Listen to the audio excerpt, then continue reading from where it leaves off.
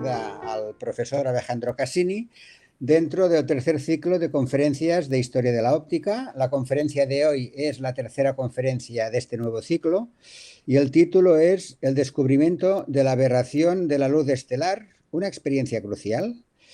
Y antes de empezar con la conferencia, el profesor Norberto López Gil va a hacer una presentación del ponente. Norberto, cuando quieras, adelante. Muchas gracias, Jaume. Bueno, el doctor Alejandro Cassini es profesor de filosofía y es profesor también asociado de la Universidad de Buenos Aires. Además, es investigador principal en el Consejo Nacional de Investigaciones Científicas y Técnicas, CONICET, que viene a ser como el CSIC español, pero en Argentina. Y bueno, tiene muchos artículos publicados y bueno, está interesado en todas lo relacionado con la filosofía de la física, la filosofía de la ciencia. Creo que, bueno, estamos por supuesto muy agradecidos de tenerlo hoy con nosotros y nos va a hablar de un tema que a mí me parece realmente interesante, que es la aberración estelar y bueno, ha habido después muchas consecuencias de hecho ahora mismo está todavía en debate todo el tema del éter, la existencia de éter o no, aunque parezca que ya Einstein lo dejó de lado. Bueno, sin más preámbulos, le doy la palabra al doctor Cassini y agradeciéndole, por supuesto, su presencia entre nosotros. Bueno, buenas tardes. Muy agradecido yo por la invitación de la Sociedad Española de Óptica y en particular de este grupo de Historia de la Óptica. Yo me he interesado por este tema a raíz de que estoy escribiendo un libro sobre los experimentos cruciales en ciencia. Curiosamente no hay ningún libro filosófico todavía escrito sobre el tema. Y elegí como estudios de casos que ilustran la parte teórica el proceso de medición de la velocidad de la luz y la cantidad de experimentos, algunos de ellos realmente cruciales, que hubo a este respecto. La cuestión de la aberración es uno de estos episodios en esta historia y resultó un hueso bastante duro de roer, porque efectivamente el fenómeno de la aberración es bastante difícil de explicar, como trataré de mostrar en esta conferencia, y realmente no recibió una explicación satisfactoria hasta el advenimiento de la teoría de la relatividad especial. Yo me voy a ocupar del proceso intermedio que va desde el descubrimiento por parte de James Bradley hasta el surgimiento de la relatividad especial. Por supuesto, esta es una historia muy larga y compleja, no voy a poder desarrollarla con mucho detalle. Dependerá también del tiempo que dispongamos y de la paciencia de ustedes que están allí escuchando. La conferencia tiene dos partes más o menos delimitadas. La primera es específicamente dedicada a Bradley y al contexto interpretativo del siglo XVIII en el que vivió Bradley. Podría terminar allí la conferencia si no tenemos más tiempo, y si no, podemos ver una segunda parte que es más breve, que se refiere a la cuestión de cómo fue interpretada ya en otro contexto teórico en el siglo XIX, la teoría ondulatoria de la luz, y luego cómo fue reinterpretada por la teoría de la relatividad especial. Bueno, vayamos primero al contexto histórico, ¿no? James Bradley es un astrónomo, no es específicamente un físico, de luego sería el astrónomo real, más tarde de este descubrimiento, ¿no? No es posible datar con precisión este descubrimiento. Ocurrió entre 1725, cuando Bradley realizó sus primeras observaciones, y 1728, cuando completó su interpretación, escribió su célebre artículo y lo envió a publicar a la Royal Society, ¿no? Esto muestra que el descubrimiento científico es un proceso que, como han señalado muchos historiadores y filósofos de la ciencia. Aquí está, copié el título del artículo de Bradley, que se publicó en 1729, aunque ya estaba terminado el año anterior, él lo envió a la Royal Society. Tiene un título paradójico porque dice an account of a new discovered motion of the fixed star, o sea, un nuevo movimiento de las estrellas fijas que por definición no se mueven, y además no el único, sino un nuevo. Bueno, para entender este título hay que ver un poco el contexto de la astronomía en ese momento. El de Bradley, en cierto sentido, es un descubrimiento casual. Bradley estaba buscando otra cosa, ¿no? Notemos esto, el copernicanismo no había sido generalmente aceptado por la comunidad astronómica, porque no se había podido verificar la predicción crucial de la existencia de paralaje anual de las estrellas debido al cambio de posición de la Tierra en su movimiento orbital alrededor del Sol. Este era algo así como el santo grial de la astronomía y lo fue por mucho tiempo. Copérnico, Tycho Brahe, Kepler, Galileo habían intentado medir ese ángulo de paralaje con resultados siempre negativos. Los copernicanos explicaron el resultado nulo mediante lo que en filosofía llamamos una hipótesis ad hoc. Dado que el ángulo de paralaje disminuye cuando aumenta la distancia de la estrella, argumentaron que todas las estrellas se encontraban muy lejos, mucho más de lo que se suponía, tanto como para que el ángulo de paralaje fuera menor que el que podían medir sus instrumentos.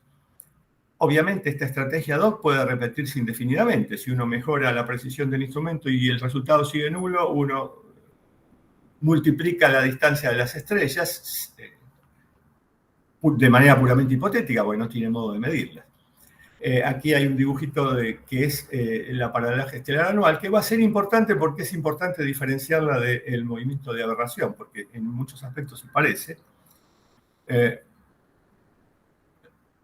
La Tierra en dos puntos diferentes de su órbita tiene líneas de visión de un observador situado sobre la superficie en una estrella que suponemos cercana sobre un fondo de estrellas. Bueno, la estrella va a tener un movimiento aparente que es una elipse, que es una proyección del movimiento orbital de la Tierra. Va a ser aquí crucial la distinción entre el movimiento real y movimiento aparente que introduce la astronomía copernicana y que no encontramos en la astronomía antigua. Los astrónomos antiguos parecían pensar que todo movimiento que se observaba en el cielo era un movimiento real. Robert Hooke fue el primero en anunciar un resultado positivo para la medida. Vuelvo atrás, el ángulo de paralaje es la mitad de este ángulo, ¿no? El que une el Sol, aquí sería en ángulo recto, el dibujo no está muy bueno, pero en un opúsculo que publicó en 1674, titulado Un intento de probar el movimiento de la Tierra por observaciones, declara haber medido el ángulo de paralaje de una estrella Gamma Draconis que está en la constelación del Dragón y que pasa cerca del cenit de Londres, y lo estimó en 30 segundos de arco, un ángulo bastante grande para la precisión que tenían los instrumentos de la época. Ya se había inventado el micrómetro y se había perfeccionado y se podían medir ángulos mucho más pequeños que ese, por lo tanto un resultado así era difícil de atribuir a un error observacional. Y sostuvo que había realizado un experimentum crucis en el sentido de Bacon, ¿no? Dice que hay un paralaje sensible, acá hay una cita textual del artículo, y consecuentemente esto es una confirmación del sistema copernicano contra el sistema tolemaico y ticónico. Considerados como dos sistemas, después ahora sabemos que el sistema ticónico es un caso especial del sistema tolemaico. Bueno, el anuncio de Hooke fue recibido con escepticismo, ya que había realizado muy pocas observaciones, y no durante un año completo, que sería el ciclo de la paralaje anual, sino solo unas pocas entre julio y octubre de 1669. Sus resultados no pudieron ser replicados por otros astrónomos, y hoy sabemos que estaba equivocado por mucho, por 3 órdenes de magnitud, ya que la paralaje de Gamma Draconis es de solo 0,022 segundos de arco, o sea, menos de la milésima parte de lo que Hooke había creído, y un ángulo tan pequeño que era completamente indetectable para los instrumentos de la época. El otro aspecto que debemos tener en cuenta del contexto es que a partir de 1718, con un descubrimiento de Halley, se detecta por primera vez un movimiento que se considera real, es decir, lo que hoy llamamos movimientos propios de las estrellas. Halley lo hizo comparando catálogos, no haciendo observaciones, porque este movimiento es muy lento y muy pequeño, por lo tanto en en términos de las observaciones de unos meses o años no se podría detectar. Lo publicó en 1718 y estimó que la velocidad angular, la única que podían medir, ¿no? Esto hay que tener siempre en cuenta. En astronomía solo se pueden medir magnitudes angulares, distancias, tamaños o velocidades, y eso deja indeterminado las magnitudes absolutas, ¿no? Alguna vez un astrónomo ahora me comentó, yo hablando de historia, me dijo, y ahora seguimos midiendo ángulos, es lo único que podemos medir. Todo lo demás es medición indirecta deducida. Pero bueno, un segundo de arco por año es un ángulo muy pequeño. Ese es el movimiento que se atribuye a las estrellas. Él lo hace con las estrellas más brillantes como Sirio y Arturo, que son las más fácilmente observables. Bueno, desde ese momento las estrellas fijas ya no están fijas, ya se les atribuye movimiento. Ahora entendemos el título del artículo de Bradley. Bradley dice, bueno, yo he detectado otro movimiento, pero que no resulta ser un movimiento real, sino aparente, como veremos. Lo que Bradley buscaba, junto con un colega que era un aficionado, en realidad todavía era una época de la ciencia casera de aficionados, habían montado el telescopio en el sótano de Molinó. Lo que estaban buscando era la paralaje anual de Gamma Draconis, eso mismo que había intentado medir Hooke, pero que ahora, pasadas ya varias décadas y con instrumentos más refinados, Bradley pensaba que podía medir no ángulos de un segundo, sino diferencias angulares de un segundo. Por ejemplo, que podría detectar la diferencia entre un ángulo de 22 segundos y uno de 23 segundos. La máxima precisión posible en ese momento, y algunos dudaban de que se pudiera detectar esa variación. Bueno, esto es posible por el micrómetro, que es un instrumento de precisión como una retícula con un tornillo que se pone delante del ocular. Bueno, iniciaron las observaciones en diciembre de 1725 y lograron detectar un desplazamiento angular de esa estrella y siguieron observando hasta diciembre de 1726, o sea, lo que correspondía y lo que no había hecho Hooke, que es observar el año completo y ver el ciclo hasta que la estrella retornaba a su posición original. Sin embargo, para sorpresa de ambos, la trayectoria de la estrella no coincidía con la elipse paraláctica que esperaban observar. Estaba 3 meses retrasada respecto de las predicciones y el movimiento estaba orientado en sentido contrario al esperado. Bradley realizó muchas observaciones con otras estrellas durante 1727 y confirmó que el movimiento anómalo se presentaba en todas, es decir, que recorrían una elipse diferente de la elipse paraláctica. Bueno, ¿cómo lo explicó? Hay un largo proceso de ensayo y error. En parte lo refleja el artículo de Bradley, en parte lo conocemos por algunas fuentes posteriores que son relativamente menos confiables porque son ya casi un siglo posteriores al descubrimiento de Bradley, mucho después de su muerte. Lo que Bradley supuso es que había una causa común, que este movimiento es improbable que fuera una mera coincidencia accidental, que afectara de la misma manera a muchas estrellas diferentes, aunque esto no es imposible, en todo caso es improbable, ¿no? Bueno, y fue procediendo negativamente, es decir, descartando posibles causas. Lo primero que hizo fue revisar los instrumentos, volver a calibrarlos, volver a chequear las observaciones, siguiendo el orden lógico, ¿no? Lo primero que uno hace debería hacer es revisar los instrumentos, y lo primero que cuestiona a alguien al que no le gusta ese resultado son los instrumentos, diciendo, bueno, hubo una falla, un problema de temperatura que dilató los instrumentos, etcétera, etcétera. Después ensayó otras explicaciones como la refracción de la luz en la atmósfera terrestre y la nutación del eje de la Tierra, que después va a ser un descubrimiento posterior de Bradley, ¿no? El segundo de los famosos. La fue descartando, no encontró fallas en el instrumento, la refracción de la luz no podía explicar, las observaciones, y es que la elipse paraláctica cambiaba el eje mayor hasta volverse plana.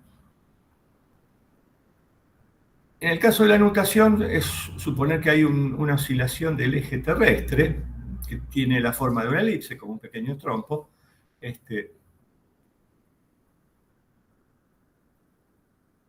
Pero Bradley encontró que esto no se ajustaba a las otras observaciones, aunque uno podía usar esta hipótesis para explicar el movimiento anómalo de Gamma Draconis. No ocurría lo mismo, entonces también la descartó,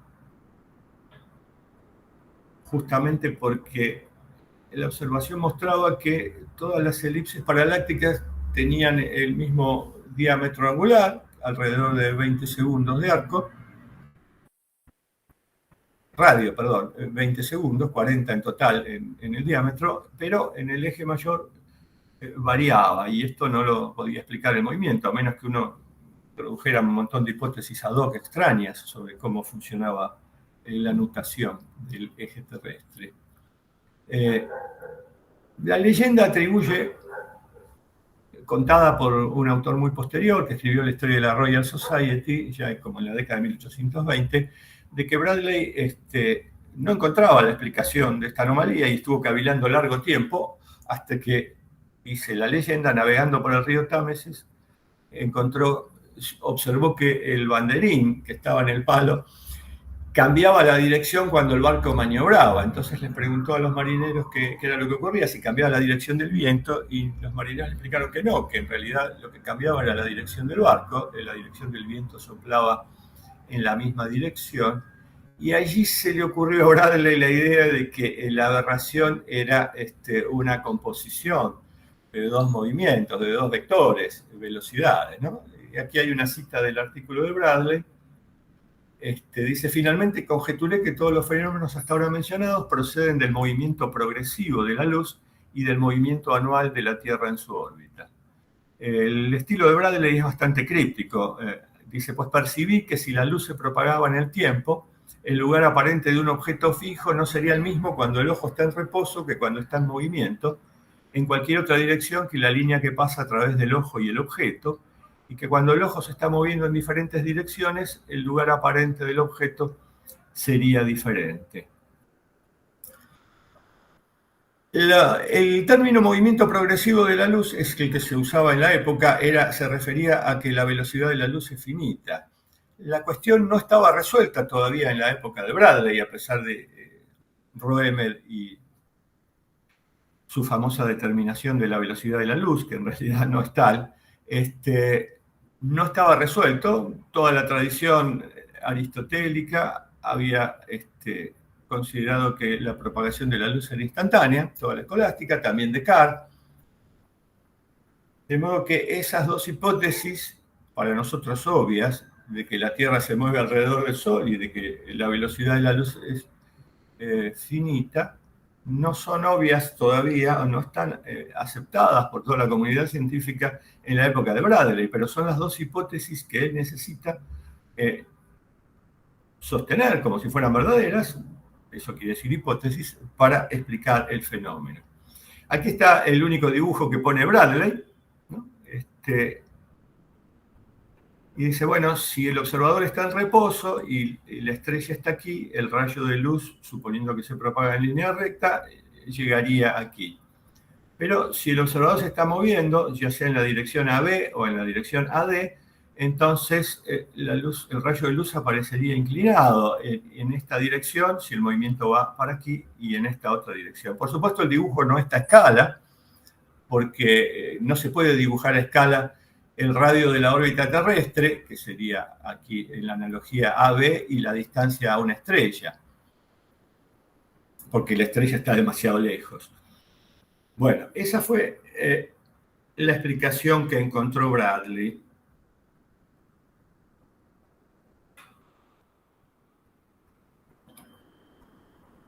¿Es la mejor explicación?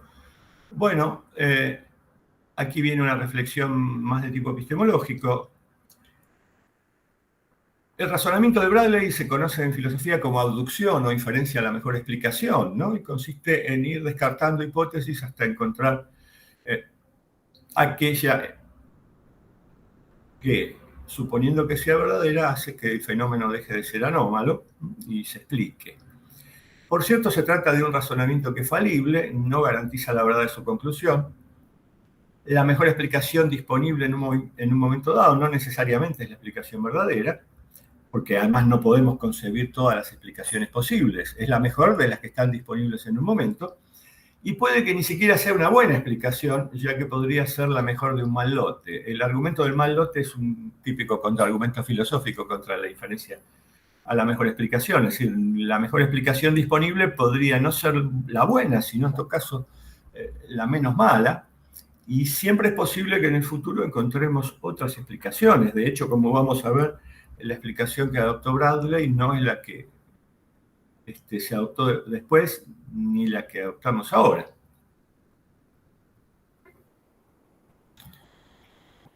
Desde un comienzo y para el propio Bradley, la observación fue ambigua.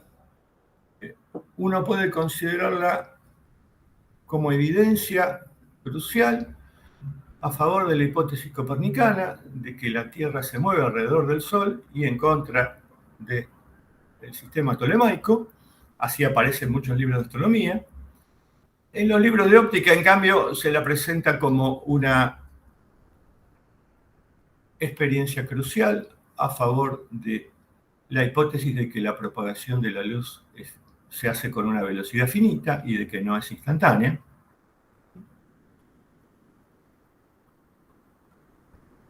¿Es una cosa o es la otra o es ambas a la vez? La respuesta es que todo eso depende del contexto teórico aceptado, en particular de las teorías e hipótesis presupuestas en la interpretación del resultado experimental. Si cambia ese contexto teórico, la interpretación de un fenómeno puede cambiar radicalmente, y ahora voy a mostrar muchas otras interpretaciones posibles del fenómeno de la aberración. Primero la de Bradley.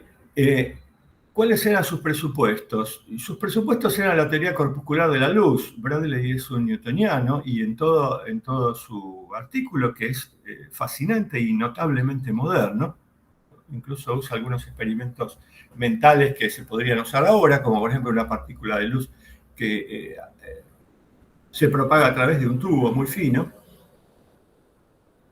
Y esa teoría corpuscular presupone además la cinemática newtoniana, es decir, que los corpúsculos de luz obedecen a las leyes de Newton. Pero hay otra explicación, que es la de la teoría ondulatoria de la luz, en particular la de Fresnel, que si tengo tiempo vamos a ver, y luego otra es la teoría de la relatividad especial. Como quiero mostrar ahora, tanto la explicación corpuscular como la ondulatoria presentan serias anomalías conceptuales. Y después, si tengo tiempo, mostraré esto. La explicación relativista es la única que resuelve todas esas anomalías, pero nunca ha podido ser confirmada por la experiencia hasta el día de hoy. Vamos a ver entonces.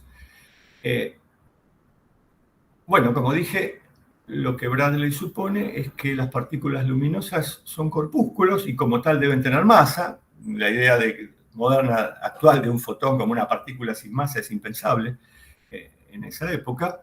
Y ahora mismo, digamos, uno dudaría de que el fotón pueda ser concebido como una partícula. Por lo menos no en sentido clásico. Bueno, es una partícula dotada de masa, se mueve en el espacio vacío, o sea, los espacios interestelares están vacíos, como pensaba Newton, y obedeciendo las leyes del movimiento de Newton, como cualquier otro proyectil.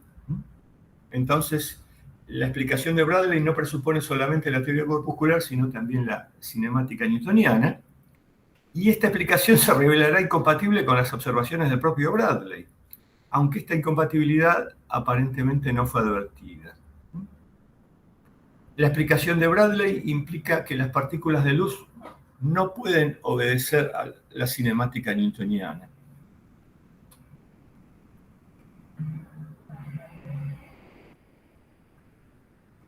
Bueno, el ejemplo que usó Bradley del corpúsculo de luz pasando por un tubo es el que se usa habitualmente todavía para explicar la aberración. Uno, para enfocar la estrella en el centro de un telescopio, tiene que inclinarlo levemente respecto de la posición real de la estrella.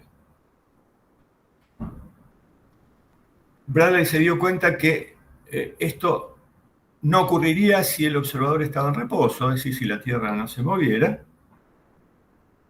cualquiera fuera la velocidad de la luz.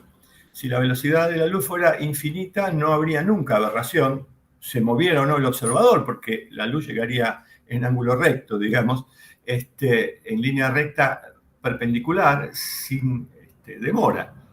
Entonces, para que haya aberración se necesita que la luz se propague a una velocidad finita y que la Tierra se mueva. Si una de estas dos cosas no ocurre, la aberración no se produciría. Este es el razonamiento de Bradley. Bradley también se da cuenta de otras dos cosas. Primero, que lo que produce la aberración es que la Tierra no se mueve con movimiento uniforme, sino con movimiento acelerado. Así que como se mueve en una curva cerrada, el vector velocidad va cambiando continuamente la posición. Si la Tierra se moviera con movimiento uniforme en línea recta, no se observaría aberración alguna porque no advertiríamos el fenómeno.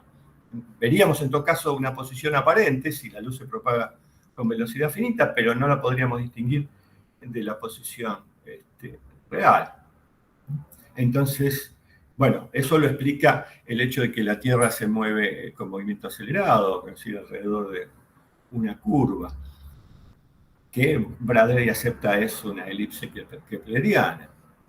Y Bradley también advierte que la aberración no ocurriría en caso de que el observador se mueva directamente hacia la estrella o se aleje de ella, es decir, cuando la velocidad del observador es paralela a la velocidad de la luz. En ese caso, la posición aparente de la estrella siempre coincide con su posición real. Cuando las velocidades no son paralelas, hay una diferencia entre ambas posiciones y las líneas que unen al observador con la posición real y la posición aparente de la estrella forman un ángulo, el ángulo de aberración, que satisface esta simple ecuación. La tangente del ángulo es igual a b sobre c, fórmula bien conocida, donde b es la velocidad orbital de la Tierra y c es la velocidad de la luz en el vacío. Entonces, el fenómeno de la aberración depende de tres factores: la velocidad finita de la luz c, la velocidad orbital de la Tierra b y el ángulo θ que forma la dirección de la luz estelar con la dirección del movimiento terrestre. Repito, entonces, Bradley se da cuenta que hay cierto ángulo cuando las velocidades, los vectores de velocidad fueran paralelos, donde no habría aberración. Bueno, es importante distinguir, esto quizás lo podemos saltar, pero bueno, es importante que uno pudiera distinguir la elipse paraláctica, que también es resultado del movimiento aparente y resultado del movimiento orbital de la Tierra alrededor del Sol, de la elipse de aberración. A diferencia de los movimientos de las estrellas que descubrió Halley, que los atribuyó a un movimiento real, tanto la aberración como la paralaje son movimientos aparentes. Uno podría atribuir la aberración, a un movimiento de las estrellas, pero tendría que ser un movimiento coordinado de tal manera que sería sumamente improbable que todas las estrellas obedecieran espontáneamente y coincidieran en eso. Bueno, de hecho, tanto el ángulo de paralaje anual como el de aberración son variables. Si no variaran, no podríamos observarlos, no los habríamos descubierto. Pero el ángulo de paralaje depende de la posición de la Tierra en su órbita y es inversamente proporcional a la distancia de la estrella. Así, cuanto más lejos está la estrella, menor es el ángulo de paralaje. El ángulo de aberración, en cambio, no depende de la posición de la Tierra, sino de su velocidad orbital. Y tampoco depende de la distancia de la estrella, sino que es el mismo para todas las estrellas, cualquiera sea su distancia. La amplitud máxima es la de b sobre c, un valor constante, después conocido como la constante de aberración. Bradley hizo una estimación asombrosamente precisa del valor de esta constante. Y finalmente la elipse de aberración se recorre en el sentido del movimiento orbital de la Tierra, mientras que la paraláctica se recorre en el sentido contrario. Y por último, la forma de la elipse paraláctica es invariable, mientras que la forma de la elipse de aberración depende del ángulo y se aplana cuando la estrella está sobre el plano de la eclíptica, y ahí se reduce a una línea, a un segmento. Pero el tamaño angular de ese segmento permanece invariable y está en esos 40 segundos de arco que Bradley midió y que eran perfectamente medibles ya en su época. Bueno, Bradley concluyó que ahí existía una regularidad que uno podía pensar como una ley de la naturaleza, como una ley general de la física. Bueno, lo expresó en unos términos bastante abstrusos, no como la tangente, sino como una relación entre los senos. Pero esto es equivalente a la tangente del ángulo alfa, que es igual a b sobre c. No voy a leer esa cita ni la explicación. Bueno, es una relación entre senos. Y calculó esto, yo no sé cómo acertó, creo que hay un poco de casualidad allí, porque no tenía a su disposición mediciones precisas del radio de la órbita terrestre, ni de la velocidad. Pero calculó este valor en 1 sobre 10.000 a la 120, y el valor actual es 1 sobre 10.120, poniéndolo a la inversa, C sobre B es igual a 10.120, y nuestro valor actual es 10.066, una aproximación increíble. De hecho, en los textos usualmente uno lo aproxima como una 10 milésima, despreciando esto. Bueno, ese es uno de los resultados notables que obtuvo Bradley y que además resistió el paso del tiempo. B sobre C vale exactamente, o casi exactamente, lo que Bradley había calculado. El problema es explicar por qué se produce, por qué tiene ese valor. Como el fenómeno de la aberración es muy difícil de comprender, frecuentemente se usaron analogías que todavía están en uso. Todo el mundo seguramente conoce la de las gotas de lluvia. Esta la inventó Clairaut en un artículo de 1740. De la aberración aparente de las estrellas, ahí el título es revelador. Él dice que ya que es un movimiento aparente, Bradley no lo dice, causado por el movimiento progresivo de la luz, se inclina allí por la velocidad finita de la luz como causa, pero no es la única, porque si la Tierra estuviera fija y no se moviera respecto del espacio absoluto, no habría aberración, por más que la velocidad de la luz fuera finita. Bueno, aquí está el dibujo original del artículo de Clairaut. Las G son las gotas de lluvia. Él dice, bueno, ponemos un tubo donde la gota de lluvia debe llegar a la base. Si no estamos en movimiento, lo tenemos que orientar perpendicular. Si estamos en movimiento, lo tenemos que inclinar. La analogía es igual con los corpúsculos de luz y el tubo del telescopio. Lo tenemos que inclinar para un lado o para el otro según cuál sea la dirección de nuestro movimiento. Todo el mundo ha visto esto en todos los libros, la analogía con las gotas de lluvia. Las gotas de lluvia se inclinan cuando corremos, suponiendo que caen verticalmente.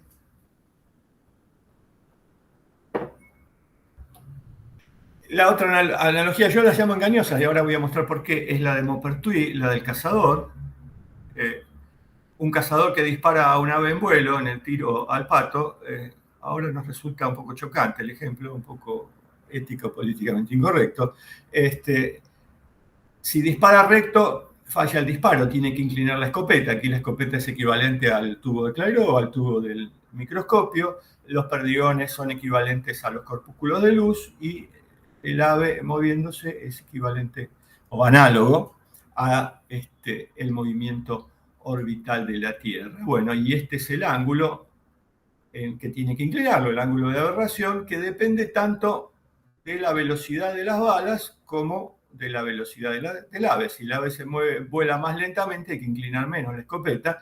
Si hubiera balas más rápidas, también hay que inclinarla menos porque van a llegar y le van a dar menos tiempo de volar, ¿no? Bueno, esas dos analogías son posteriores a Bradley, pero son de la época, son de mediados de 1740 más o menos, y todavía las seguimos usando para explicar el fenómeno de la aberración. Pero son engañosas porque, primero, las analogías presuponen una concepción corpuscular de la luz. La luz es análoga a las gotas de lluvia o a los perdigones de la escopeta, pero lo que está oculto ahí es que la fuente luminosa se supone en reposo respecto del referencial en el que el observador se encuentra en movimiento. Por ejemplo, el cazador no se está moviendo. Si el cazador se está moviendo, además, supongamos que va en un vehículo en una dirección transversal o en una dirección que no es paralela al de la ave, bueno, el problema se complica. Y esto es lo que ocurre si admitimos que las estrellas fijas no están fijas, es decir, que tienen movimientos propios. Por tanto, no son fuentes luminosas en reposo respecto de un referencial en el que la Tierra estuviera en reposo, sino que se están moviendo. Entonces, allí debe haber una composición de velocidades donde también se debe tomar en cuenta la velocidad de la estrella que emite la luz. ¿Por qué? Porque en un contexto corpuscular, la velocidad de la luz depende del movimiento de la fuente y se suma o resta al movimiento de la fuente. En esta concepción corpuscular, la velocidad de la luz no puede ser constante. Por lo tanto, la velocidad de la luz proveniente de estrellas con diferentes movimientos propios, supongamos algunas se alejan o se acercan en diferentes direcciones, que es lo que uno esperaría, dadas las millones de estrellas que hay. Entonces, la velocidad que el observador recibe sobre la Tierra no puede ser c, debe ser diferente para cada estrella que tenga movimiento propio. Y si es así, la constante de aberración B sobre C no podría existir, contrariamente a lo que muestran las observaciones. Uno debería poder medir variaciones en diferentes estrellas. Bueno, la anomalía ya muestra, aunque aparentemente en la época no fue concebida o no fue clara, no hubo clara conciencia de que había esta anomalía, el hecho de que el ángulo de aberración sea el mismo para todas las estrellas dentro del margen de error observacional, que ya para la época de Bradley es de 1 segundo de arco, por tanto los 20 segundos o 40 segundos son perfectamente medibles y no se pueden atribuir a un error observacional, a una falla del instrumento. Bueno, en principio uno debería poder detectar variaciones en el ángulo de aberración y por lo tanto la constante de aberración no sería constante. Las analogías balísticas como la de la lluvia y el del disparo del cazador ignoran esta consecuencia. Inconscientemente presuponen que el cazador o la estrella o la nube, la fuente de la lluvia, está en reposo, no tiene un movimiento propio. Claro, en el contexto del siglo XVII o XVIII, nadie cuestionaba la cinemática newtoniana ni el principio de relatividad de Galileo, según el cual, bueno, la velocidad de la luz se suma o se resta al movimiento de la fuente que la emite. Sin embargo, el fenómeno de la aberración parece mostrar que la velocidad de la luz es constante, que no satisface este principio de relatividad galileano.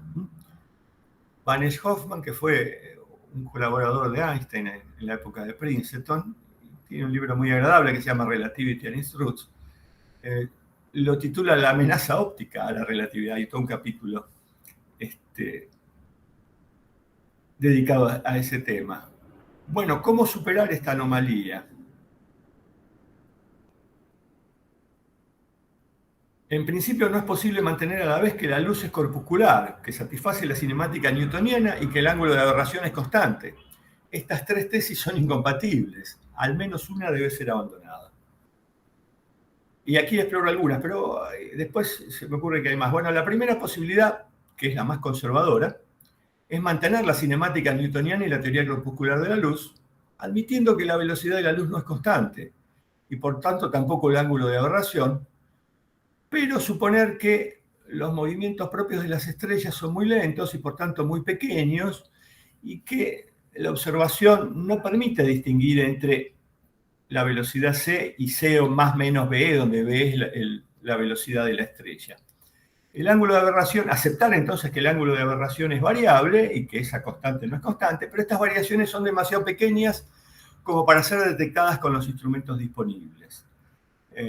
Como uno no sabe exactamente cuáles son los movimientos, la velocidad de los movimientos, la velocidad absoluta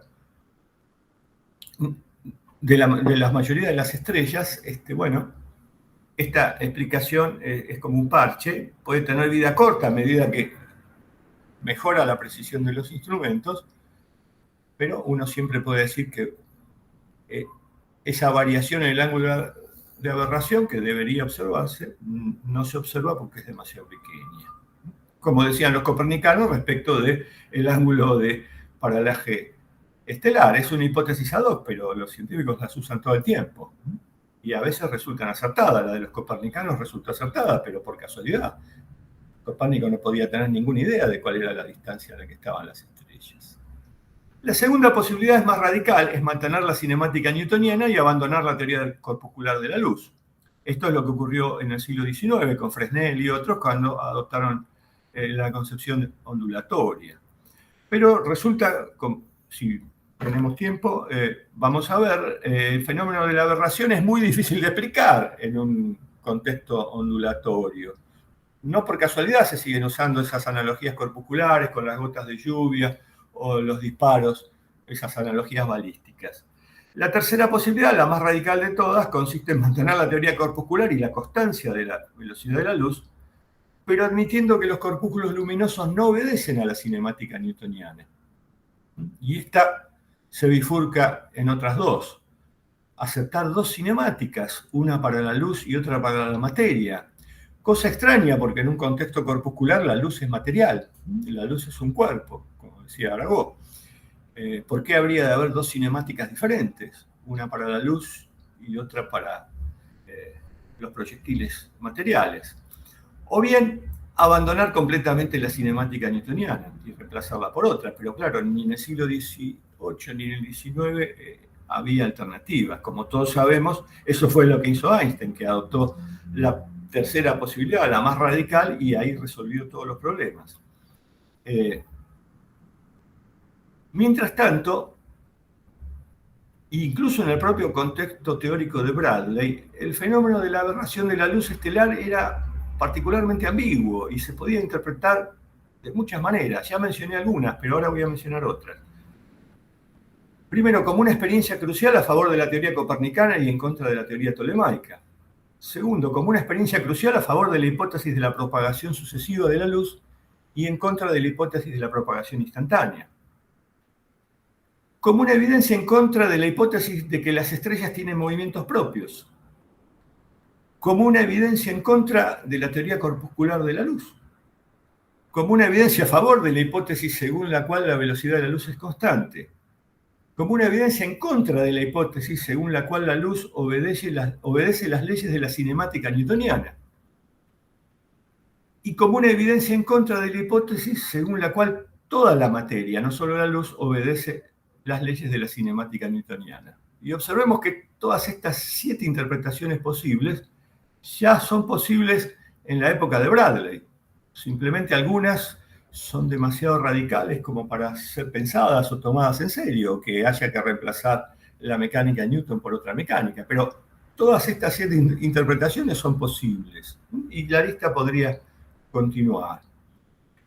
Cada una tiene costos y beneficios. Es decir, uno no puede aceptar alguna de estas explicaciones sin modificar algo en la teoría existente. Y cuál se adopte depende de cuáles sean los presupuestos teóricos que se quieran mantener o abandonar. Bueno, yo no sé si tenemos tiempo, me dirán ustedes, para seguir. Aquí terminaría la primera parte, esta es la época de Bradley. Todo esto era posible ya en la época de Bradley, en el contexto de la mecánica newtoniana, la teoría copernicana y la teoría corpuscular de la luz. ¿Tenemos tiempo para seguir? Pregunto. Sí, yo creo que podría dedicarle unos minutos más, sobre todo para ver las interpretaciones. Bueno, a ver, pero voy a pasar rápido.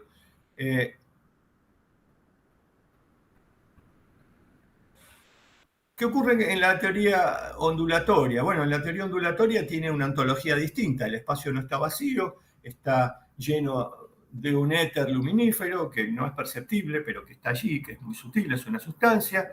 Esa sustancia también debe penetrar los medios transparentes, como el agua, el aire o el vidrio, que es donde la luz se propaga. La luz no es más que una onda, una vibración de este medio sin transporte de materia.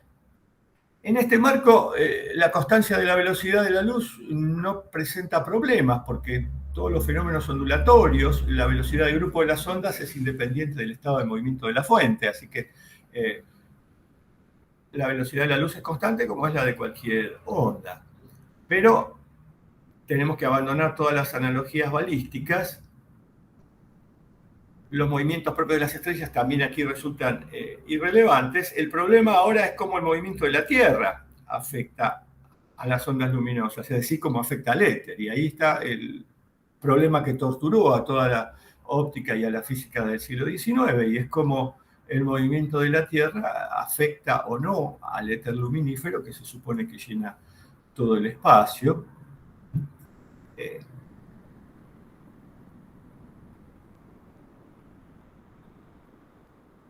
El problema se planteó como problema de arrastre de éter. ¿No? El éter luminífero parece ser un referencial privilegiado, un sucedáneo del espacio absoluto newtoniano, donde hay una velocidad privilegiada, la velocidad de la luz, es c en ese referencial. Pero la teoría ondulatoria mantiene la cinemática newtoniana, por lo tanto, en un referencial en movimiento absoluto, que aquí quiere decir el movimiento respecto del éter, la velocidad no debe ser c, sino c más menos VO, donde v es la velocidad orbital de la Tierra y se va cambiando continuamente a medida que cambia el vector velocidad mientras la Tierra se mueve alrededor del Sol. Bueno, este es el conflicto central que llevó a la interpretación relativista.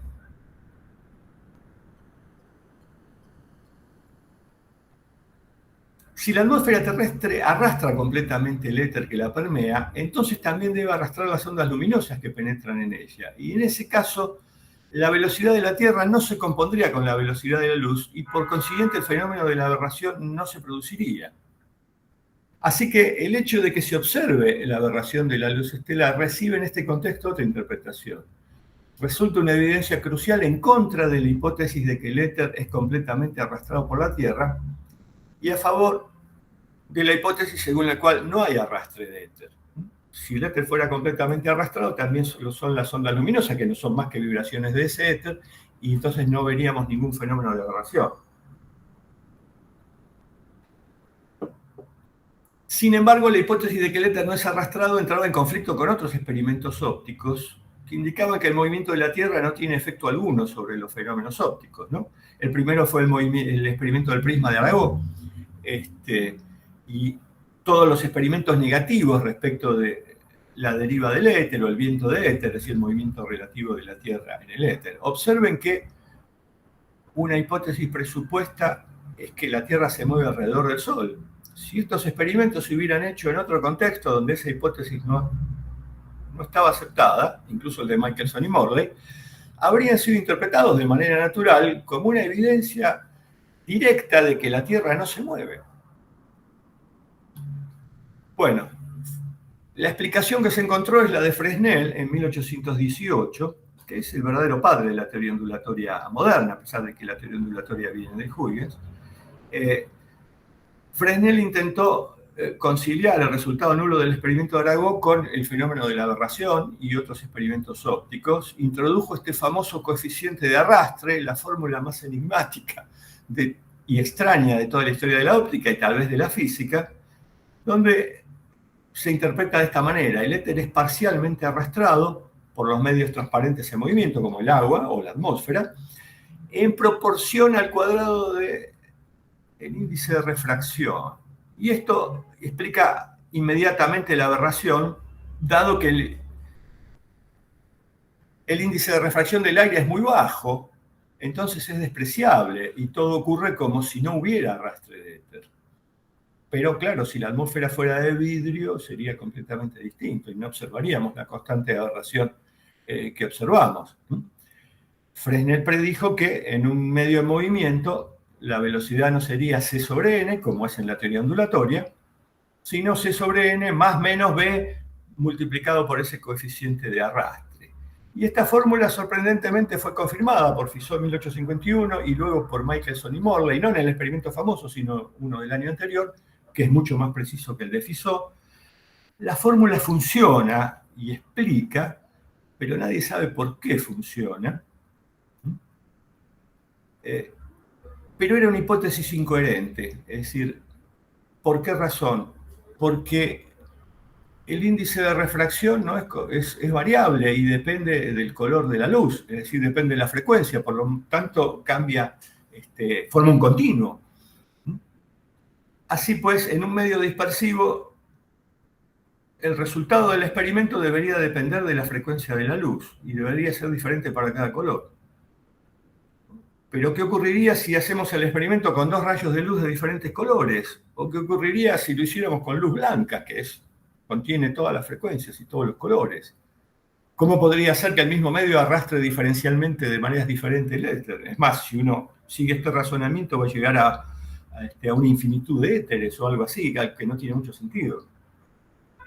Realmente este coeficiente de aberración de Fresnel funciona, pero es incoherente, es inconsistente, porque n es variable y depende de la frecuencia de la luz, y la frecuencia de la luz varía continuamente.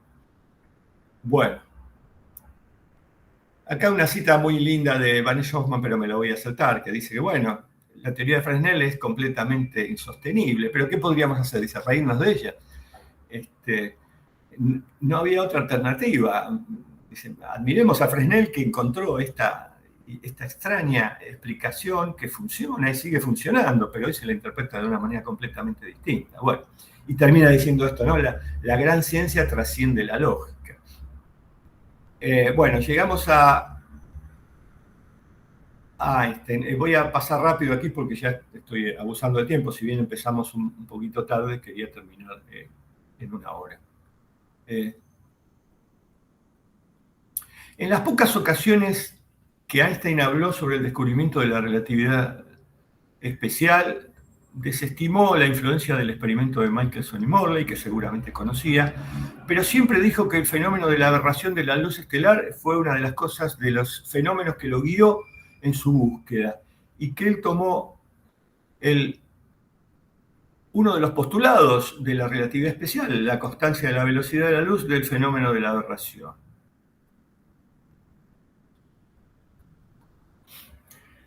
Einstein advirtió muy claramente, cosa que Lorentz ya había advertido, por supuesto, y es que la constancia de la velocidad de la luz era incompatible con la cinemática newtoniana, más específicamente con las transformaciones de las velocidades de Galileo, es decir, con el principio de relatividad, que es el otro postulado de la relatividad especial.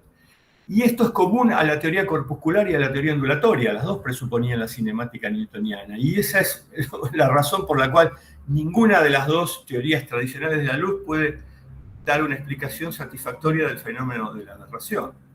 Como se sabe, Einstein adoptó la solución más radical, mantener la constancia de la velocidad de la luz, y también las ecuaciones de Maxwell y todo lo que estaba allí detrás ya en esa época, pero reemplazar la cinemática newtoniana por la relativista, y como por arte de magia se resolvieron todos los conflictos entre la mecánica y la óptica, o si quieren más general, entre la mecánica y la electrodinámica.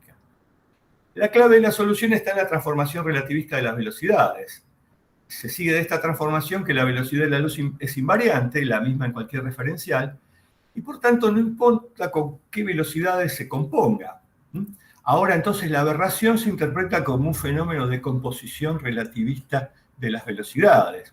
Si hacemos la analogía del cazador de Maupertuis, la relatividad es irrelevante porque las velocidades tanto de la bala como del ave son muy bajas respecto de la velocidad de la luz, entonces no necesitamos aplicar la transformación relativista. Pero aquí de lo que se trata es de la luz de las estrellas. Entonces se sigue de esta transformación, la fórmula que está allá abajo, que la velocidad de la luz se compone con cualquier número finito o infinito de velocidades y siempre da C. Entonces, si la velocidad de la luz se compone con la velocidad, ahí me anticipé, con la velocidad de la Tierra, el resultado es que siempre es igual a C. Y además uno, en un contexto actual, supondría que se componen muchas otras velocidades que uno desprecia. La velocidad del sistema solar, la velocidad en la que se mueve la galaxia dentro del conglomerado de galaxias, la velocidad en la que se mueve el conglomerado de galaxias respecto de otros conglomerados, y así podríamos seguir. Pero la teoría de la relatividad implica que toda esa composición de velocidades sigue dándose porque C es invariante, y eso resuelve todos los problemas. Por eso todo experimento óptico se producía como si la Tierra no estuviera en movimiento. Bueno, la aberración no es más que un caso especial de composición relativista de velocidades, y eso explica la constante de aberración. Pero la transformación relativista introduce una corrección de segundo orden, o sea, en b cuadrado sobre c cuadrado, en el valor de la constante de aberración. Ya no es b sobre c, sino esta fórmula que está aquí, en realidad es b sobre c por gamma, donde gamma es 1 sobre 1 menos raíz cuadrada de b sobre c al cuadrado.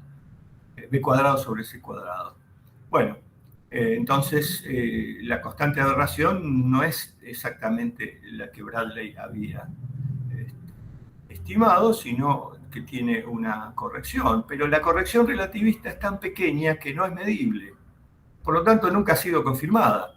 Es decir, b cuadrado sobre c cuadrado, si recordamos que b sobre c es 1 sobre 10.000, b cuadrado es 1 sobre 10.000 al cuadrado, o sea, 100 millones. Por lo tanto, todo este factor es prácticamente igual a 1, es despreciable. La corrección, haciendo las cuentas, la corrección relativista del ángulo de aberración es del orden de 10 a la menos 7 segundos de arco. Es decir, varía más o menos 10 a la menos 7 segundos. Un ángulo que es demasiado pequeño como para ser medido, es una 10 millonésima de segundo de arco. No sé si en el futuro habrá instrumentos que puedan medir, sean lo suficientemente sensibles como para medir una diferencia de, supongamos, 20 segundos más o menos 10 a la menos 7. Por el momento no lo son. Por lo tanto, la explicación relativista no ha sido nunca verificada. Y eso muestra, para terminar, que una teoría puede ser aceptada sin que se verifiquen todas sus predicciones, y la relatividad especial es un ejemplo de ello. Hay muchas otras más obvias.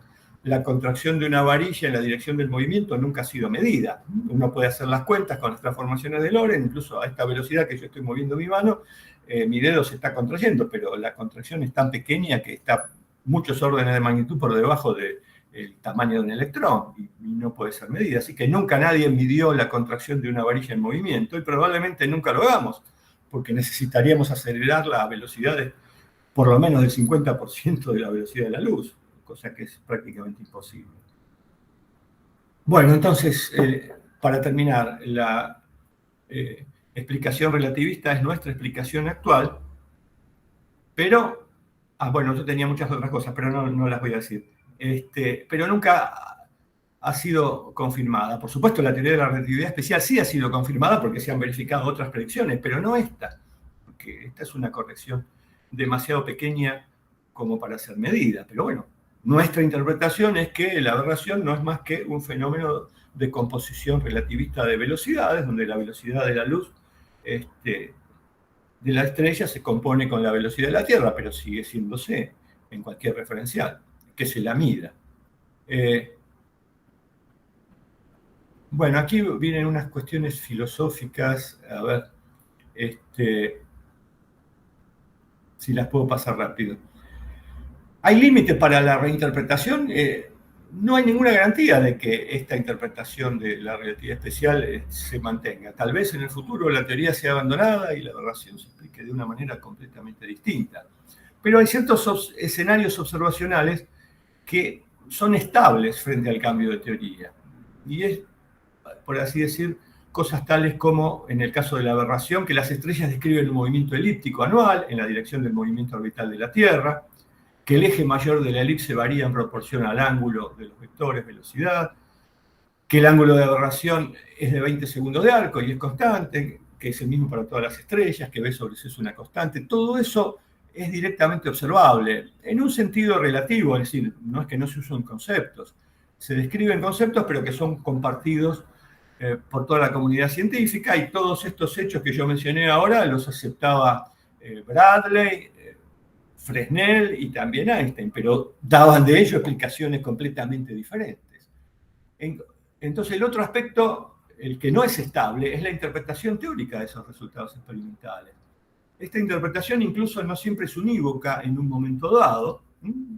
El experimento de Michelson y Morley es un buen ejemplo. En el mismo momento en que se produjo, suscitó interpretaciones diferentes que trataban de explicarlo.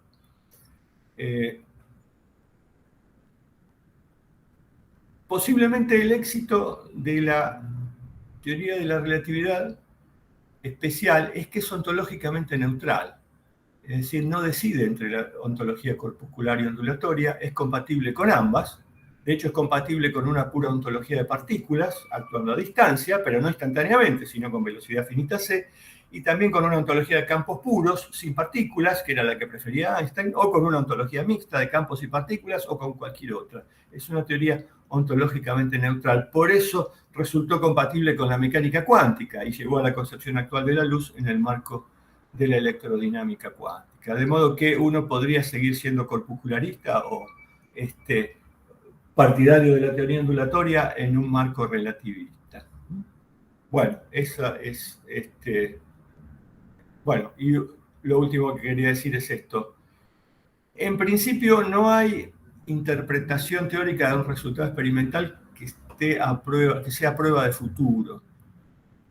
La experiencia y la historia de la ciencia nos muestra cómo muchos experimentos han sido reinterpretados. De hecho, la relatividad reinterpretó muchos, el de Fizeau y muchos otros, de modo tal que incluso se podría invertir la confirmación de las hipótesis existenciales. Por ejemplo, toda la evidencia que actualmente nos lleva a aceptar que existe el bosón de Higgs, que recientemente, y por consiguiente los campos escalares, lo cual tiene consecuencias cosmológicas, en el futuro podría ser reinterpretada como evidencia de que no existe el bosón de Higgs y quizás tampoco ningún campo escalar. Y la historia del éter luminífero proporciona un ejemplo paradigmático. Y me gusta siempre esta cita. En una fecha tan tarde como 1902, Poincaré escribió en La Science et l'Hypothèse, refiriéndose al experimento de Fizeau, on croit toucher l'éther du doigt. Uno cree que en ese experimento está tocando el éter con el dedo, o sea, hay tanta certeza que es como si lo tocara. ¿Y qué diríamos hoy de eso? Bueno, muchas gracias.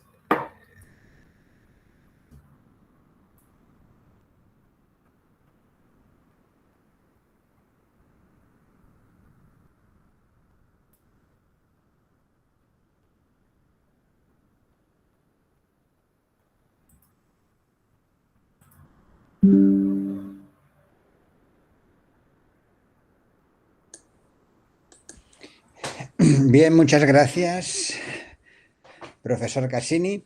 Y ahora, pues, empezamos con el turno de preguntas. Si alguien quiere hacer alguna pregunta, por favor, que levante la mano y le daremos el turno de palabra.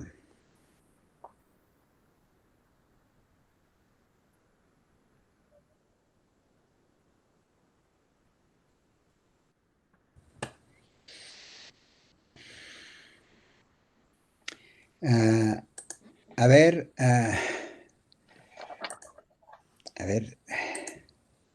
espera, yo no. Parece que estoy aquí. Norberto López, Gil ha pedido la palabra. Norberto, cuando quieras. Hola, bueno, Alejandro, muchas gracias. Muchas gracias por la... menos mal para mí que ha contado la segunda parte de esa charla, porque creo que se hubiese quedado manca en la parte realmente física, para mí interesante, es todo lo que conlleva el arrastre del éter.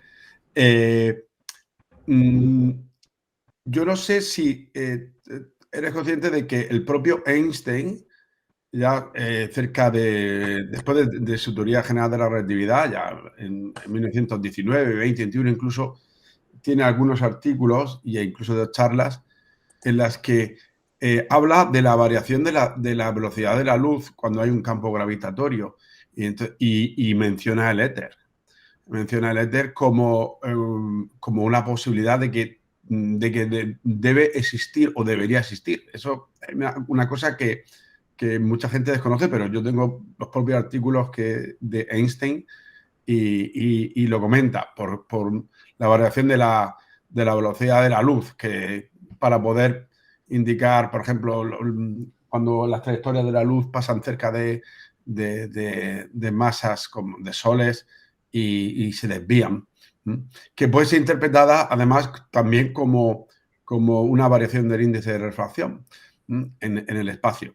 Entonces, yo no sé si eso de alguna manera está volviendo a abrir la caja de Pandora de todo el tema de la aberración estelar, ¿vale? Porque la aberración estelar, por un lado comentas que bueno, si tiene que haber, o sea, no tiene que haber arrastre, ¿vale? La aberración estelar indica que no debe haber un arrastre, pero por otro lado, el experimento de Michelson-Morley, si asume que hay éter, tendría que ser arrastrado porque es independiente.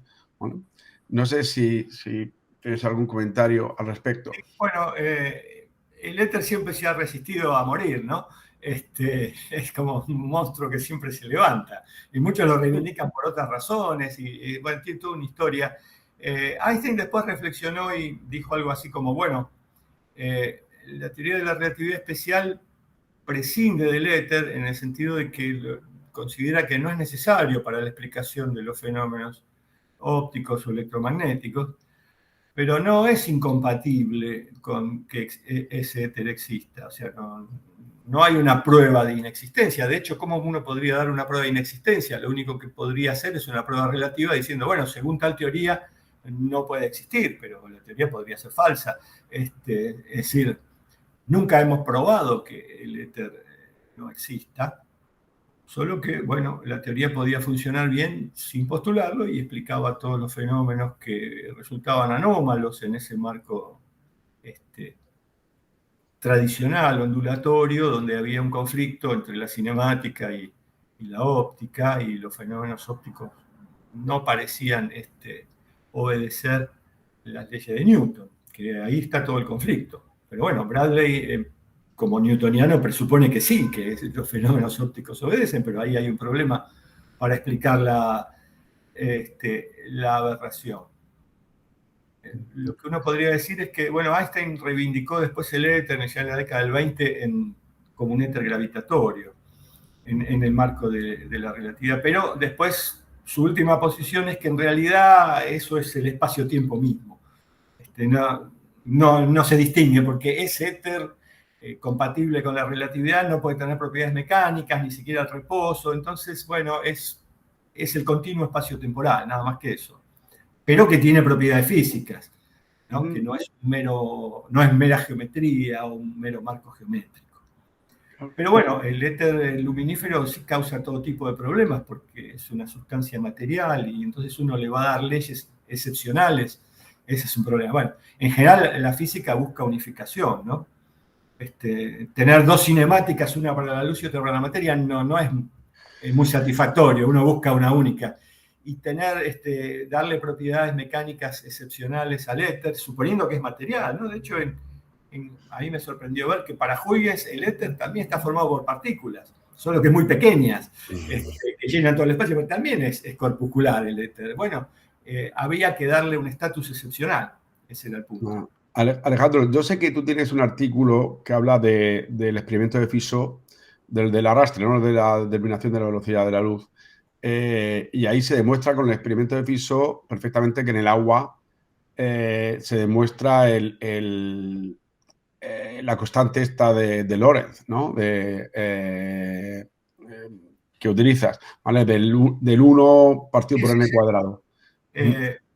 Como digo, ¿no? Es uno de los misterios. Esa fórmula funciona aunque no tiene justificación teórica en el momento, es bastante ad hoc, como la introduce Fresnel, y ahora se interpreta como una consecuencia también de la suma relativista de velocidades. En realidad es una aproximación a primer orden, la relatividad también la corrige a segundo orden, y se sigue haciendo ese tipo de experimentos con cosas. La pregunta es, ¿Fizeau llegó a hacer el experimento utilizando aire en lugar de agua? Sí, pero no obtuvo nada porque no lo podía acelerar tanto. Lo intentó. Vale. Creo que nadie lo pudo hacer con el aire porque después se pudo hacer con vidrio de una manera ingeniosa, porque, bueno, el líquido se podía acelerar, creo que era 7 metros por segundo, que es una velocidad alta para nosotros, aunque desde el punto de vista relativista es muy bajo, pero el aire no lo pudo, tendría que acelerarlo más porque el índice de refracción es muy bajo, tendría que acelerarlo a una velocidad enorme para poder comprobar el efecto. Muy bien, muchas gracias. Bien, Francisco Reyes Andrés ha levantado la mano, tiene la palabra, cuando quiera.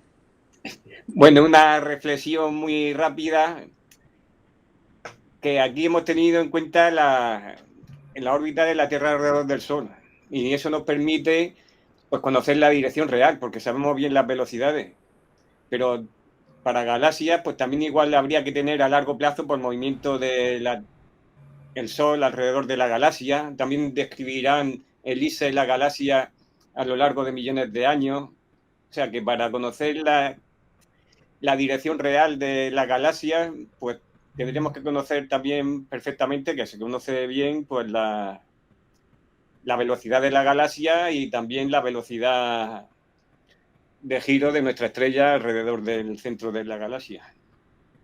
Sí, es cierto. Es decir, es todo eso en la época de Bradley o de Fizeau no se sabía y no se tenía en cuenta, ¿no? Aunque el movimiento del sistema solar ya lo habían detectado en el siglo XIX. Bueno, hay una composición muy complicada de movimientos, pero bueno, la magia de la teoría de la relatividad especial es que no importa, cualquiera que sean esos movimientos, la velocidad de la luz siempre va a ser c, no va a ser inalterable. Interesante es lo que se dice a veces, que el fondo cósmico de microondas hace las veces de éter, ¿no? Y uno podría medir ciertas velocidades absolutas respecto del fondo cósmico de microondas. A mí personalmente eso se ha medido con el movimiento orbital de la Tierra, y me parece la evidencia más convincente de que la Tierra se mueve alrededor del Sol, pero es de la década de 1990. Es decir, la temperatura del fondo cósmico de microondas, si la Tierra se mueve, debería mostrar una pequeña variación estacional, como una curva sinusoidal. Y eso se midió. Y se lo atribuye al movimiento de la Tierra. Después pero claro, hay otros movimientos que se desprecian.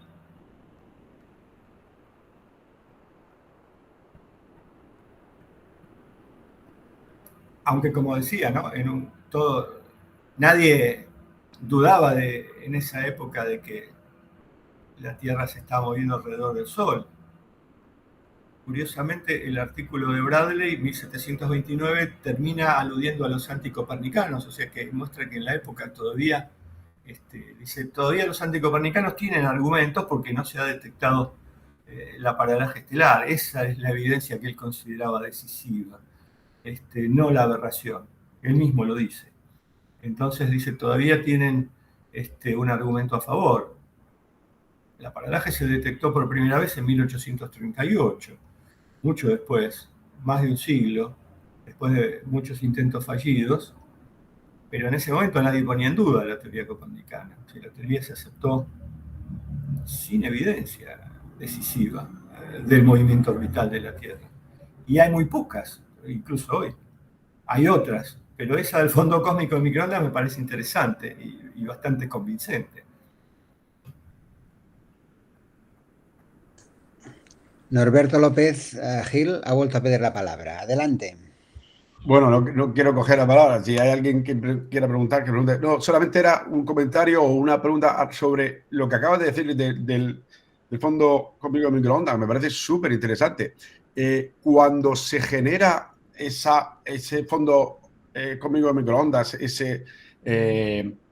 imagen que todos conocemos, ¿se tiene en cuenta ya el hecho de la dirección en la que se está moviendo la Tierra respecto al Sol y se digamos, compensa ese movimiento porque si no, debería ser diferente un lado u otro? No sé si me explico. O sea, ¿eso ya se tiene en cuenta cuando se crea ese fondo o no? Y la verdad es que no sé, es bastante difícil el análisis del fondo, es muy técnico de cómo se analiza el fondo cósmico, pero ha sido tan estudiado y se ha detectado con tanta precisión las variaciones de temperatura que, bueno, sí, el movimiento de la Tierra tiene consecuencias sobre eso. La temperatura no es igual si la Tierra se está moviendo en una dirección que en otra, tiene que haber una variación, pero claro, son 2,73 grados Kelvin y la variación tiene que ser muy pequeña, pero bueno, eso ya se ha podido medir con satélites, exploradores, se ha podido medir y se encontró esa variación. Por supuesto, uno la puede atribuir a otras cosas, pero la explicación, digamos, nuestra mejor explicación es que esa variación sigue una curva estacional que va con las estaciones, con el movimiento de la Tierra. Sí, pero como ha dicho Paco Reyes hace un momento, también te debería que tener en cuenta entonces el movimiento de la Tierra y el Sol respecto al centro de la galaxia. Sí. Y el movimiento de la galaxia respecto al cúmulo de galaxias. O sea, sí. ¿Y eso cómo se sabe? ¿Cómo se tiene eso en cuenta? Yo creo que se sabe, quizá no se conoce con tanta exactitud, pero se descuenta, se hace la compensación. Se hace la compensación estimando, bueno, se hace más o menos las velocidades, el orden de magnitud al menos se sabe bastante bien de cuál es la velocidad del sistema solar y la de la galaxia, eso se sabe. Pero bueno, alguna vez he leído un artículo que se llamaba The New Ether Drift, ¿no? Que esos experimentos son como el análogo de los experimentos de deriva de éter, es decir, que tratan de detectar un movimiento absoluto de la Tierra, o en este caso, bueno, también de la galaxia. De hecho, en muchos contextos, para simplificar, las estrellas fijas se siguen considerando fijas, porque si no hay que complicar mucho los movimientos, o se toman los cuásares lejanos o algo, pero no son lo que se llamaba las estrellas fijas en la época en la astronomía tradicional, pero hay algo que es como un marco que se toma como fijo, que pueden ser los cuásares más lejanos, pero eso se toma como fijo, y de ahí se hace el referencial. Posiblemente también se mueva, qué sé yo, todo se mueve, de alguna forma. Bueno, sí, supongo que habrá leído bien a Mach, ¿no? Y toda su teoría de que todo es en el fondo relativo, ni siquiera hay ningún movimiento absoluto, ni siquiera el acelerado. Pero bueno, ahí hay mucho que discutir. Ya me retiro por si alguien quiere hacer alguna otra pregunta. Bien, ¿alguna otra pregunta? Eso mismo. Si me permite, hago una observación más, que no la escribí, pero que es interesante y ya estamos hablando más del futuro, ¿no? De la ciencia del futuro, que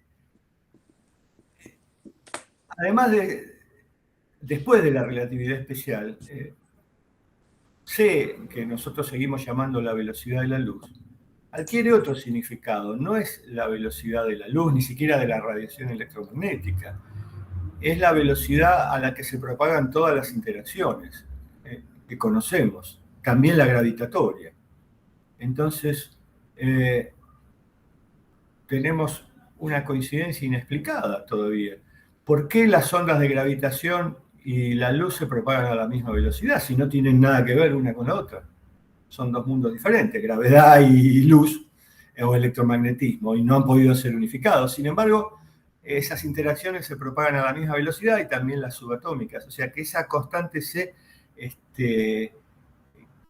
tiene un significado más profundo que ser la velocidad de la luz o la velocidad de la interacción electromagnética. Es la velocidad de todas las interacciones y no sabemos por qué.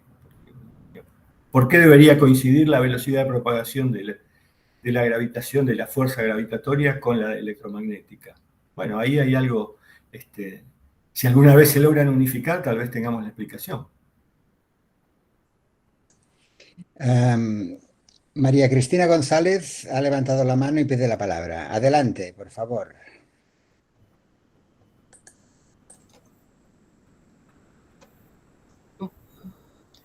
Bueno, muchas gracias por la invitación a participar de este evento. Yo no provengo del área de las temáticas de las que se ocupa esta institución. Mis preocupaciones tienen que ver con cuestiones vinculadas a la epistemología general.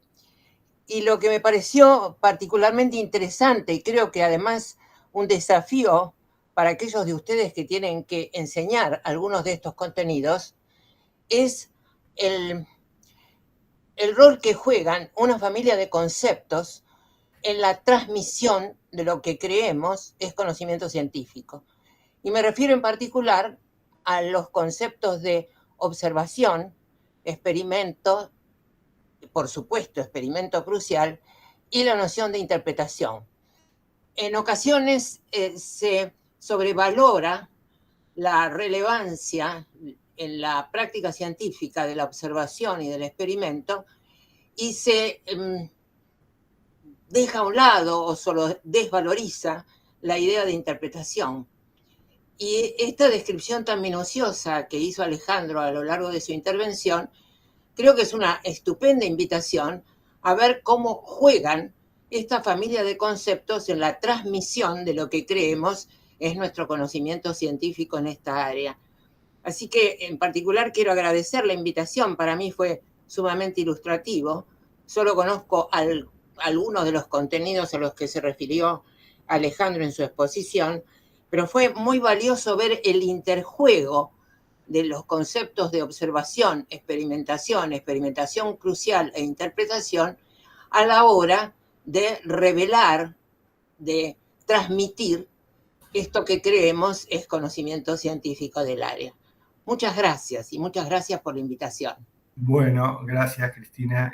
Hago un comentario que también estaba en las conclusiones, las pasé por alto. Bueno, puse demasiado texto en las diapositivas y tuve que pasar por alto algunas cosas por razones de tiempo. Siempre me pasa eso, eran demasiadas. Una cosa que habría que evitar decir y que uno escucha tanto en la prensa, en la divulgación científica y a veces en obras, es decir que tal experimento ha probado tal cosa o prueba tal cosa. En realidad ningún resultado experimental por sí mismo prueba nada. Hay algo en el resultado experimental que es indiscutible. Supongamos que la aguja del detector se movió o no se movió.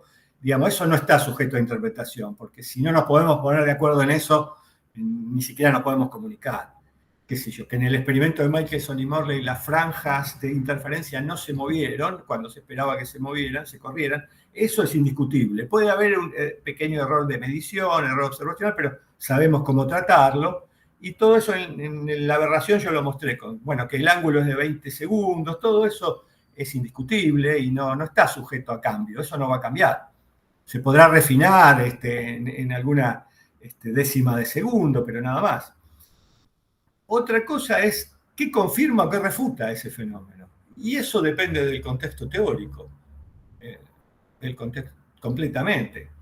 Es decir, en el contexto ondulatorio y ese fenómeno refuta la hipótesis del arrastre de éter y se puede considerar como un experimento crucial entre Fresnel y Stokes.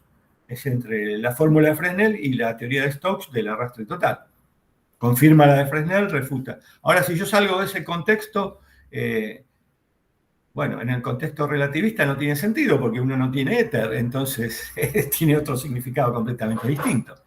Es simplemente una consecuencia de la suma relativista de velocidades, de la cinemática. Es más, es interesante, en un cambio de contexto puede cambiar la naturaleza del experimento. Y yo creo que este es un ejemplo. Un experimento óptico es ahora interpretado como un experimento mecánico.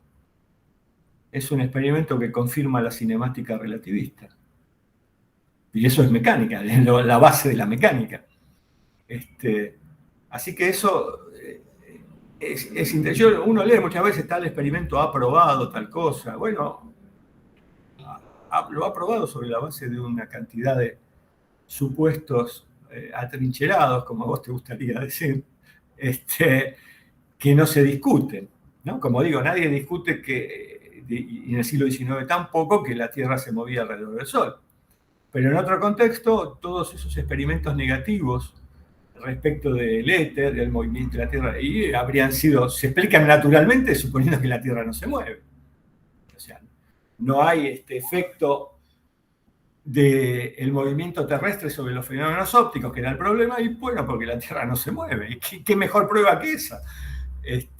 Y así habría sido interpretado. Es más, habría sido un golpe durísimo que un experimento como el de Michelson y Morley se hubiera realizado en tiempos de Galileo. Y creo que era posible. Habría sido una prueba interpretado como una evidencia anticopernicana muy fuerte. Pero bueno, esa hipótesis estaba a la base. Y la otra hipótesis que estaba a la base era una teoría ondulatoria de la luz, según el cual la luz necesita un soporte mecánico. Michelson y Lorentz conocieron la relatividad especial, pero siguieron creyendo en la existencia del éter luminífero hasta la muerte, en la década ya de 1920, porque en su esquema conceptual lo que no podían aceptar era que las ondas electromagnéticas se propagaran en el vacío. Eso no lo podían aceptar porque en el fondo seguían atados a una analogía mecánica, es decir, que la teoría ondulatoria de la luz se concibió una analogía con el sonido, como una vibración. En el vacío no hay sonido porque no hay soporte para las ondas sonoras, no hay nada que vibre. Y bueno, con la luz pasaba lo mismo. Entonces lo que no pudieron aceptar es algo que Einstein aceptó muy tempranamente, y es que la luz es... Claro, ¿qué cosa es la luz? Como dijo Einstein, me lo he preguntado toda su vida y no lo sé. Pero es algo que se propaga en el vacío, que no necesita un soporte. Si es una ondulación, bueno, ahora la llamamos una ondulación del campo electromagnético, pero si preguntamos qué es el campo electromagnético, estamos en la misma situación. Nadie puede decirlo. Bueno, es algo que tiene estas propiedades, diría la física. Transporta energía, bueno, qué sé yo. Después la teoría cuántica de campos cambia, eso también tiene masa, qué sé yo. Va cambiando el contexto teórico, va cambiando. Ahora somos corpuscularistas porque aceptamos los fotones. Bueno, sí, pero no en el sentido de Newton. No como partículas masivas, aunque después en la teoría de campos se les asocia masa, qué sé yo. Bueno, en fin, lo importante para mí es esto. Hay algo en un resultado experimental que es estable. Lo que no es que carezca de conceptos, no es un hecho puro. Tiene una descripción. Pero tiene una descripción en términos de cantidades medibles, observables, como que las franjas se corren o no se corren, que el ángulo mide 20 segundos, el ángulo de aberración, y no 50. Bueno, eso es estable y no va a cambiar. Ahora, ¿qué teoría confirma o qué teoría refuta? Y a lo mejor en el futuro se reinterpreta de otra manera. Por eso yo digo, hay que cuidarse mucho de decir tal experimento prueba tal cosa. Porque, como decía Poincaré, el experimento de Fizeau probaba que podíamos tocar el éter con el dedo, y después de Einstein nadie lo vería de esa manera. Los físicos del siglo XIX estaban totalmente convencidos de que el éter existía. Y bueno, hoy la materia oscura o la energía oscura son los nuevos éteres. Los postulamos porque la teoría los necesita, pero nadie los ha detectado nunca. Y a lo mejor en el futuro resultan ser tan ilusorios o resultan tan abandonados como el éter luminífero. Pero, bueno, como dice un autor, en la interpretación de un experimento el contexto es todo. Si cambia algo de ese contexto, si yo le saco la hipótesis de que la Tierra se mueve, ¿y cómo interpreto la aberración? Esa hipótesis es común a Bradley, a Fizeau, a Einstein y a todos. Es decir, la velocidad de la luz se compone con la velocidad de la Tierra, porque la Tierra se está moviendo, pero si alguien negara esa hipótesis, me quedo sin explicación alguna del fenómeno de la aberración. Pero bueno, hay hipótesis que son, o teorías que son más atrincheradas que otras, que han resistido el paso del tiempo, y de hecho la relatividad especial es una de ellas. ¿No? Es decir, ya tiene 120 años, grosso modo, y ha resistido todas las contrastaciones y ha derrotado a todas las teorías rivales. Pero en el futuro, quién sabe. Por ahora ese es nuestro marco interpretativo. Y tiene la virtud de resolver todo, es lo que decía Einstein.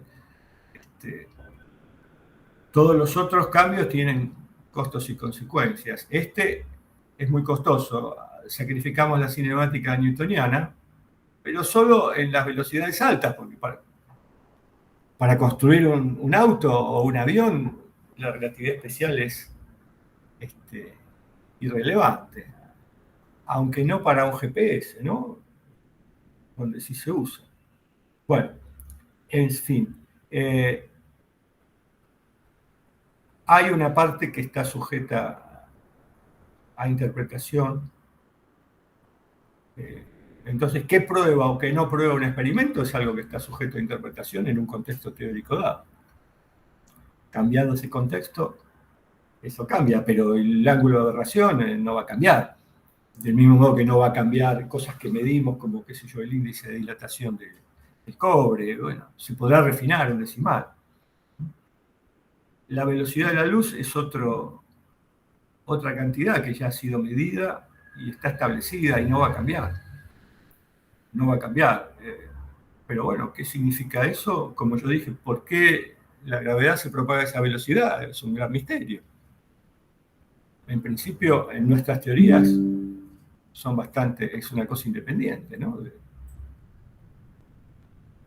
De la luz o del electromagnetismo. Bueno, hay mucho para decir sobre esto, pero... Bueno, bien. Parece que no hay ninguna otra pregunta. No sé, si acaso, pues dar las gracias al conferenciante por la conferencia que ha dado y también agradecer al público por su asistencia. No sé si queda alguna cosa más, si alguien quiere decir alguna cosa, o si no, ya damos por cerrada la reunión. Bueno, muy agradecido de mi parte también. Ha sido un gusto. Muchas gracias. Pues damos la reunión por finalizada. Hasta la próxima. Hasta la próxima. Muchas gracias a todos y todas.